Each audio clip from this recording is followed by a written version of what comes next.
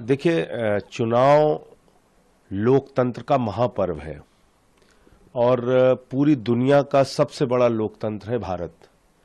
मैं लोगों से अपील करूंगा, हाथ जोड़कर विनती करूंगा कि भारत के संविधान की मजबूती के लिए, लोकतंत्र की रक्षा के लिए, तानाशाही के अंत के लिए इस बार अपना वोट करें। जरूर निकलें वोट देने के लिए। और आज हम सब लोग जानते हैं कि जब राजनीतिक व्यवस्था है, लोकतांत्रिक व्यवस्था है, तो सारा कुछ संचालन संसद और विधानसभाओं के माध्यम से होता है। अच्छे प्रतिनिधि वहां जाएंगे तो स्कूल के लिए काम करेंगे, अस्पताल के लिए काम करेंगे, बिजली पानी के लिए काम करेंगे, आपकी जिंदगी की दुश्वारियों को कम करने के लिए काम करेंगे।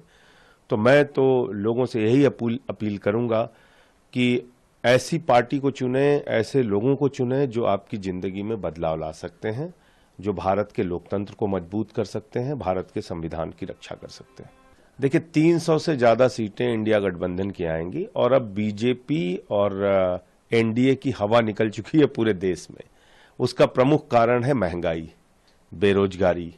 जिस तरह से इन्होंने देश भर में तानाशाही करके अलग अलग पार्टियों के नेताओं को जेल में डाला, जीएसटी के कानून से व्यापारियों को प्रताड़ित किया, तीनों काला कानून लाके 750 किसानों की शहादत ली, तीनों काला कानून किसानों के खिलाफ लाके उनको एमएसपी ना देके उनके अंदर एक बड़ी नाराजगी का कारण है, अग्निवीर योजना लाके नौजवानों को ठगने का काम किया। और आप महंगाई देखिए कहां आज आसमान पे पहुंची हुई है।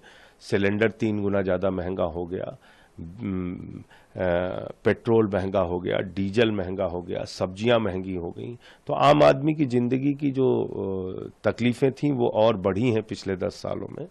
और जिस तरह से अब ये पूरे देश में एक चर्चा है कि बीजेपी संविधान को खत्म कर देगी, आरक्षण को खत्म कर देगी, चुनाव को खत्म कर देगी, इससे भी लोग बहुत डरे और भयभीत हैं, बहुत डरे हुए हैं।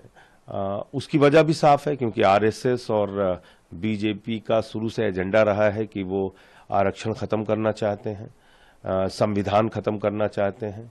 आरएसएस ने तो बाबा साहब ने जब संविधान लिखा था उस समय से उसका विरोध कर रही है आरएसएस। आरक्षण का विरोध भागवत जी और मनमोहन वैद्य और पूरी की पूरी बीजेपी करती है।